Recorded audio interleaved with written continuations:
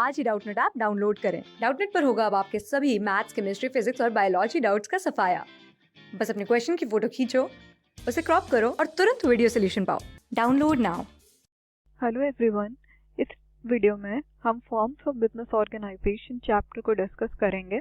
Okay, तो form of various business organisations होते हैं, मतलब कि एक बिजनेस को चलाने के लिए हमारे पास 5 टाइप के ऑर्गेनाइजेशंस होती हैं और जो इंडिविजुअल को जो पर्सन को वो चूज़ करना है उसकी डिपेंड करता है कि उसकी क्या कैपेबिलिटीज़ हैं, क्या रिसोर्सेज अवेलेबल हैं और उसको जो वो बिजनेस कर रहा है उसमें क्या सूटेबिलिटी सबसे ज़्यादा होती है। ठीक है, तो पहला आ जाता है फॉर्म्स ऑफ बिजनेस ऑर्गेनाइजेशन में सोल प्रोप्राइटरशिप। अब सोल प्रोप्राइटरशिप से क्या मतलब हुआ आपका, जहाँ पे ऑनर और बिजनेस में कोई फर्क नहीं होता और कोई भी लॉ उसको गवर्न नहीं करता, वो बिजनेस और ऑनर को एक ही मानता है। ठीक है, सोल प्रोप्राइटरशिप। ठीक है, अब सेकंड आ जाता है जॉइंट हिंदू फैमिली बिजनेस। अब क्या होता है कि हिंदू फैमिलीज होती थी, वो बहुत ह्यूज होती थी और उन्होंने क्या करा था कि जॉइंट हिंदू फैमिली बिजनेस बना लिया था, मतलब कि वो सारे मिलके एक बिजनेस को चलाते थे और उनका एक लॉ भी बन गया था जो जॉइंट हिंदू फैमिली बिजनेस पे निर्भर था। होप आपको समझ में आया ये चीज़। अब थर्ड पार्ट में अगर हम देखें तो वो है पार्टनरशिप। अब पार्टनरशिप से आपका क्या मतलब हुआ, अगर आपने अकाउंट्स में भी पढ़ा हो कि जैसे कि एक पर्सन और दूसरा पर्सन अगर मिलके कोई काम स्टार्ट करें तो उसे हम कहते हैं पार्टनरशिप। आपके पार्टनरशिप के मेंबर्स लिमिटेड हैं, अभी तक तो नहीं है, 20 मेंबर्स लिमिटेड होते हैं। वैसे 20 जो होते हैं ना वो बैंकिंग बिजनेस के लिए होते हैं। ओके, या 10 से 20 भी आप माने जो बैंकिंग के लिए होते हैं। और अगर हम कंपनीज एक्ट 2013 के बारे में करें तो हम ये कहते हैं कि मैक्सिमम लिमिट जो होती है ना वो 100 मेंबर्स होते हैं। ठीक है, पार्टनरशिप में अगर हम कंक्लूड करें तो हम ये कह सकते हैं कि बैंकिंग बिजनेस में 10 to 20 मेंबर्स होते हैं, maximum 20 members in the banking company.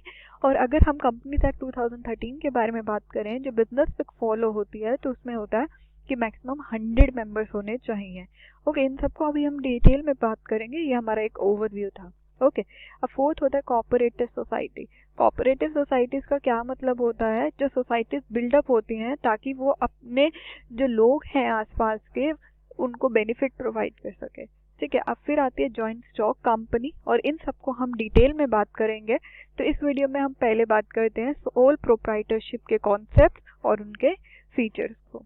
Okay, तो अब हम आगे देखते हैं कि सोल प्रोप्राइटरशिप का कॉन्सेप्ट और फीचर क्या मतलब होता है। मतलब कि कॉन्सेप्ट देखेंगे, उसमें हम सोल प्रोप्राइटरशिप का मीनिंग देखेंगे, उसके बाद थोड़ा सा इंटर पार्ट भी लेंगे और फिर फीचर्स पे आएंगे। ओके, तो पहला आ जाता है ए पार्ट, हमारा क्या है, कॉन्सेप्ट। ओके, तो मीनिंग ऑफ सोल प्रोप्राइटरशिप का क्या मतलब होता है, जैसे पहले ओवरव्यू में भी बताया गया कि ऑनर और जो बिजनेस है उसमें कोई फर्क नहीं होता और कोई भी लॉ ये गवर्न नहीं करता है कि ये दोनों सेपरेट है, मतलब अलग अलग हैं। ठीक है, तो ये क्या बोल रहा है मीनिंग ऑफ सोल प्रोप्राइटरशिप में कि फॉर्म ऑफ बिजनेस ऑर्गेनाइजेशन, ये एक फॉर्म है बिजनेस ऑर्गेनाइजेशन का विच इज ओन्ड, मैनेज और कंट्रोल। जो ओन करता है मतलब कि जो जिसका है और जो उसको मैनेज कर रहा है और जो उनको कंट्रोल कर रहा है, मतलब बिजनेस एक्टिविटीज पे नियम लगा रहा है, बाय एन इंडिविजुअल। कौन है वो, एक पर्सन है, एक इंडिविजुअल है, who is the recipient of all the profit. जो रेसिपेंट है मतलब जिसको सारा प्रॉफिट मिलेगा और जो सारे रिस्क को भी बियर करेगा। ठीक है, इसका क्या मतलब हुआ कि सोल प्रोप्राइटरशिप एक फॉर्म है बिजनेस ऑर्गेनाइजेशन का जहाँ पे ऑन, मैनेज और कंट्रोल कौन करता है, एक इंडिविजुअल करता है। और इंडिविजुअल कौन है, जो सबका प्रॉफिट, मतलब कि जो रेसिपेंट ऑफ प्रॉफिट है, सबका प्रॉफिट उसी को मिलता है। ठीक है, और उसके बाद अगर कोई रिस्क है बिजनेस में वो भी वही झेलेगा, बियर मतलब झेलना। ठीक है, वो अब आपको मीनिंग ऑफ सोल प्रोप्राइटरशिप समझ में आ गया होगा। अब आगे हम देखते हैं वर्ड सोल प्रोप्राइटर क्या इम्प्लाई करता है। ठीक है, the word sole implies only, मतलब कि सिर्फ। ठीक है, और प्रोप्राइटर रेफर्स टू ओनर, सिर्फ ओनर। ओके, तो क्या होता है, सोल का क्या मतलब होता है, ओनली, और प्रोप्राइटर कौन होता है, ओनर, मतलब कि एक इंडिविजुअल। हेंस अगर हम सोल प्रोप्राइटर को कहें is one who is the only owner of the business, मतलब और कोई ओनर नहीं होता है, एक ही इंडिविजुअल बिजनेस का ओनर होता है। होप आपको कॉन्सेप्ट बहुत अच्छे से समझ आ गया। अब हम आगे भी देखते हैं, इसमें लिखा होगा फीचर्स। ओके, एग्जाम्पल्स दे रखे हैं पहले। तो पहले एग्जाम्पल्स को भी देख लेते हैं। Beauty parlour, hair salon and small scale activities running retail shop in the locality. अब जैसे कि सोल प्रोप्राइटर से मीनिंग बताया था कि फॉर्म ऑफ बिजनेस ऑर्गेनाइजेशन होता है जिसमें एक ही इंडिविजुअल होता है जो मैनेज भी करता है, जो खरीदता भी है, जो कंट्रोल भी करता है, और जो रेसिपेंट होता है मतलब कि जिसको सारा प्रॉफिट मिलेगा और जो सारे रिस्क को झेलता है। तो अगर हम ब्यूटी पार्लर्स देखें तो हमने देखा कि एक सिंगल इंडिविजुअल या एक पर्सन या एक आदमी या एक औरत एक पार्लर को चला सकते हैं, ठीक है। तो यही लिखा हुआ है ब्यूटी पार्लर। अगर हम रिटेल शॉप में देखें, जैसे कि फॉर एग्जांपल हम कन्फेक्शनरी को शॉप देखें जहाँ पे हम सामान खरीदने जाते हैं, ठीक है, तो उसमें देखते हैं कि एक बंदा भी पूरी दुकान को चला सकता है या नहीं चला सकता। चला सकता है और स्मॉल स्केल पे चला सकता है। हाँ, छोटी छोटी दुकानें हमने ऑफकोर्स देखी होंगी, ठीक है, जहाँ पे हम कभी चिप्स लेने जा रहे हैं, कभी कुछ लेने जा रहे हैं, तो एक पर्सन एक शॉप को चला सकता है। तो ये एक एग्जाम्पल हो गया हमारा सोल प्रोप्राइटरशिप का। अब चलो देखते हैं हम फीचर्स। ओके, फीचर्स में क्या है, देखो पहले एक ओवरव्यू लेंगे हम फीचर्स का यहाँ से, फिर उसके बाद हम इनको डिटेल में भी पढ़ेंगे। तो पहला फीचर आ जाता है फॉर्मेशन एंड क्लोजर, ठीक है। पहला फीचर क्या है, फॉर्मेशन। फॉर्मेशन मतलब कि सोल प्रोप्राइटरशिप को बनाना, क्लोजर मतलब कि जब हमारे को सोल प्रोप्राइटरशिप जो हमारा बिजनेस है उसको खत्म करना। ओके, तो सेकंड आ जाता है लाइबिलिटी। क्या लाइबिलिटी मतलब, लाइबिलिटी मतलब हमको कुछ देना है बाहर, ठीक है। अगर हमने लिया है सोसाइटी से तो हमारे को कुछ देना भी है। तो सोल प्रोप्राइटरशिप की क्या लाइबिलिटी होती है इसमें हम डिस्कस करेंगे। फिर आता है sole risk bearer and profit recipient. क्या मतलब हुआ इसका कि कौन रिस्क बैरियर कर रहा है, सोली मतलब एक इंडिविजुअल ही, और प्रॉफिट रेसिपेंट मतलब वही रेसिपेंट होगा। तो ये भी हमारा एक सोल प्रोप्राइटरशिप का फीचर हो जाता है।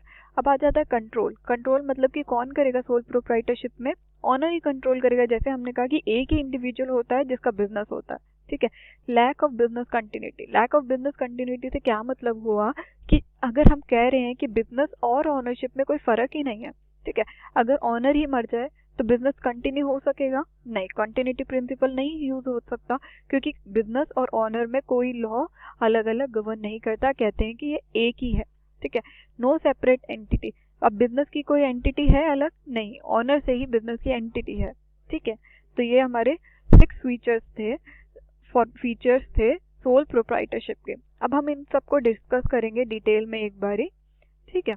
तो फॉर्मेशन और क्लोजर से क्या मतलब हुआ था, जैसे बताया था कि सिर्फ फॉर्मेट करता है, less legal formalities are required to start a sole proprietorship.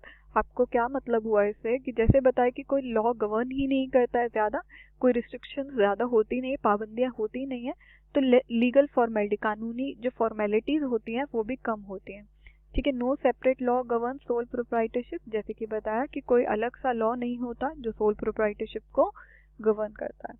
तो लास्ट में अगर हम ये कहना चाहें कि ये ईज है information formation as well as closure of business. क्या मतलब हुआ कि ईज मतलब आसानी है कि अगर हम फॉर्मेशन भी कर सके, मतलब वो बिजनेस को बना सके, और वो बिजनेस को खत्म भी, क्लोजर मतलब खत्म करना, खत्म भी कर सकते हैं, क्योंकि कोई ज़्यादा लीगल फॉर्मेलिटीज नहीं होती है, मतलब कानूनी फॉर्मेलिटीज ज़्यादा नहीं होते हैं।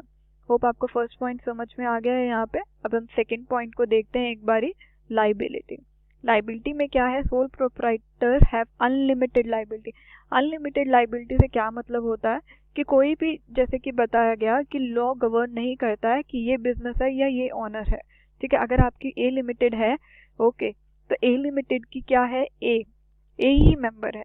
तो जब ए ही मेंबर है, अगर आपका बिजनेस कोई भी लाइबिलिटी पे आउट नहीं कर सकता, ठीक है, मतलब कि आपके बिजनेस में लॉस हो रहा है और आपके एसेट इतने नहीं है कि आप दूसरों को, मतलब कि जो क्रेडिटर हैं जिनसे आपने पैसा लिया उनको वापस कर सके, तो वो क्रेडिटर्स क्या करेंगे, वो आपके पर्सनल एसेट्स पे आ जाएंगे और आपका सारे के सारे जो एसेट्स हैं उनको अपना इससे अमाउंट से रिकवर कर लेंगे, ठीक है। तो हम ये कह सकते हैं कि जो ए था वो ऑनर था ना, तो ऑनर की क्या है, अनलिमिटेड लाइबिलिटी। अनलिमिटेड लाइबिलिटी से अब आपको समझ में आ गया होगा कि अगर हमारे जो बिजनेस के एसेट क्रेडिटर को नहीं पे कर रहे तो वो आपके पर्सनल एसेट से अपने अमाउंट को रिकवर कर लेगा। तो इट मीन्स कि जो ए की लाइबिलिटी थी ना वो अनलिमिटेड थी।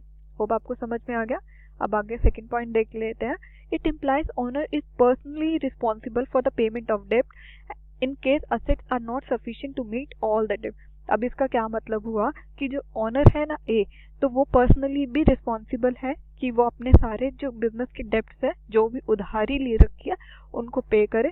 अगर बिजनेस सफिशिएंट नहीं है, सफिशिएंट का क्या मतलब हुआ, अगर बिजनेस में इतनी काबिलियत नहीं है कि वो अपने पूरे डेब्ट्स को दे पाए, जितना भी उसने बोरो करा था उनको दे पाए। अब आपको सेकंड पॉइंट भी अब समझ में आ गया है यहाँ पे। अब थर्ड पॉइंट को अगर हम देखें, sole risk bearer and profit recipient. अब सोल रिस्क बैरियर से क्या मतलब था, जैसे ओवरव्यू में अभी पढ़ा हमने कि ऑनर ही होता है जो रिस्क को झेले, ये प्रॉफिट जो मिलेगा वो भी उसी का पार्ट होता है, क्योंकि वही एक सिंगल ऑनर होता है और कोई भी मेंबर नहीं होता। तो इसको हम एक बार रीड आउट करते हैं यहाँ से। Risk of failure is borne all alone by the sole proprietor. क्या मतलब होता है कि अगर हमारा बिजनेस है और अगर वो फेल हो गया, मतलब कि अगर वो नहीं चल पाया, तो रिस्क ऑफ फेलियर कौन बॉर्न करेगा? सोल प्रोप्राइटर ही बॉर्न करेगा। होप आपको ये समझ में आ गया। अब देयरफॉर अगर हम ये कहें कि अगर बिजनेस सक्सेसफुल है, मतलब वो फेल नहीं हुआ, तो sole proprietor enjoy all benefits. ठीक है, वो सारे बेनिफिट्स एंजॉय करता है। कैसे बेनिफिट एंजॉय करेगा? क्योंकि जितना भी प्रॉफिट होगा वो उसी को मिलेगा और किसी से उसको शेयर नहीं करना। ठीक है, तो ये एक एक्ट कर देता है कि डायरेक्ट रिवॉर्ड मिल जाता है उसको अपने रिस्क बेयरिंग से। जितना वो रिस्क बेयर करता है उसको अवार्ड क्या मिल जाता है? डायरेक्ट रिवॉर्ड ही एक तरह का हो गया ना, कि उसको सारा प्रॉफिट खुद ही मिल जाएगा जितना उसने रिस्क झेला था। होप। अब फोर्थ पॉइंट में अगर हम देखें यहाँ पे, तो उसमें लिखा हुआ है कंट्रोल। कंट्रोल से क्या मतलब होता है आपका कि sole proprietor has the right to run the business and make all decision for the business. अब इसका क्या मतलब था कि sole proprietor has the right to business. क्या मतलब हुआ कि सोल प्रोप्राइटर ही तो एक सिंगल ओनर है ना, तो उसका उसी का अधिकार है कि वो अपने बिजनेस को चलाए और डिसीजंस ले। तो यही चीज यहाँ पर लिखी गई है। ठीक है, अब सेकेंड पॉइंट में देखें, he can carry out all his plans without any interference from others. क्या मतलब हुआ? वो अपने जितने भी उसने प्लान बनाए थे कि वो अपने बिजनेस को ऐसे चलाएगा, तो वो चला सकता है और किसी को भी दखल अंदाजी नहीं देनी पड़ेगी। ठीक है, इंटरफेरेंस मतलब दखल अंदाजी। ठीक है, किसी की दखल अंदाजी के बिना वो अपने प्लान को अपने बिजनेस में कर सकता है और अपने बिजनेस को वैसे ही चला सकता है। तो कंट्रोल का मीनिंग आपको यहाँ पे होप समझ में आ चुका है। अब हम फिफ्थ पॉइंट देख लेते हैं। यहाँ पे फिफ्थ पॉइंट में दे रखा है नो सेपरेट लीगल एंटिटी। जितना बताया गया है आपको अभी तक, तो उसमें लिखा था कि कोई भी लॉ गवर्न नहीं करता है। क्या गवर्न नहीं करता है? ऑनरशिप या बिजनेस को। तो कोई सेपरेट एंटिटी नहीं होती है। ठीक है, as per law there is no difference between sole trader and his business. मतलब कि लॉ से अगर हम कहें कि कोई सोल ट्रेडर और बिजनेस में कोई डिफरेंस था, नहीं था। और business does not have any identity separate from the owner. अब इसका क्या मतलब हुआ कि बिजनेस की कोई आइडेंटिटी नहीं है सेपरेट से ओनर से। ठीक है, और लास्ट में हम यही कह सकते हैं कि therefore owner is responsible for all activities of business. तो हम ये कह सकते हैं कि जो हमारा ओनर है, जिसका बिजनेस है, वो रिस्पॉन्सिबल है सारी एक्टिविटीज के लिए जो बिजनेस में हो रही हैं। होप आपको सेपरेट एंटिटी का भी पॉइंट समझ में आ गया है। अब हम सिक्स पॉइंट देख लेते हैं, जो लास्ट पॉइंट है हमारे फीचर्स का, lack of business continuity. Lack of business continuity से क्या मतलब होता है? जैसे कि हमने कहा पहले भी कि कोई लॉ गवर्न नहीं करता है कि बिजनेस अलग है या ऑनर अलग है। मतलब दोनों चीजें सेम है। अगर ऑनर नहीं रहता, या तो उसकी डेथ हो जाती है, या तो वो इल हो जाता है, मतलब कि बीमार हो जाता है, या तो उसको जेल हो जाती है, तो बिजनेस की कंटिन्यूटी रहेगी, बिजनेस चल पाएगा? नहीं चल पाएगा। क्यों नहीं चल पाएगा? क्योंकि ऑनर या बिजनेस दोनों सेम है एज पर लॉ। ठीक है, since business and the owner have the same entity, या तो डेथ मतलब मरना, इंसैनिटी मतलब, और इम्परिशमेंट मतलब अगर जेल हो जाती है, अगर फिजिकल अलाइनमेंट हो जाती है, या बैंक करप्ट हो जाता है, मतलब कि वो अगर अपने बैंक को या क्रेडिटर्स को पे नहीं कर पाता अमाउंट और बिजनेस फेल हो जाता है, तो कौन रिस्पॉन्सिबल होगा? सोल प्रोप्राइटर ही रिस्पॉन्सिबल होगा। और इस वजह से sole proprietorship have a direct effect, उस पर डायरेक्ट इफेक्ट हो जाएगा और वो क्लोजर ऑफ बिजनेस मतलब कि वो बंद हो जाएगा। होप आपको आज की वीडियो समझ में आई। Thank you for watching. Stay blessed. Class 6 से 12 से लेके नीट, IIT, JEE मेंस और एडवांस के लेवल तक 10 मिलियन से ज्यादा स्टूडेंट्स का भरोसा। आज ही डाउनलोड करें डाउटनेट ऐप या व्हाट्सएप कीजिए अपने डाउट्स 8400 400 400 पर।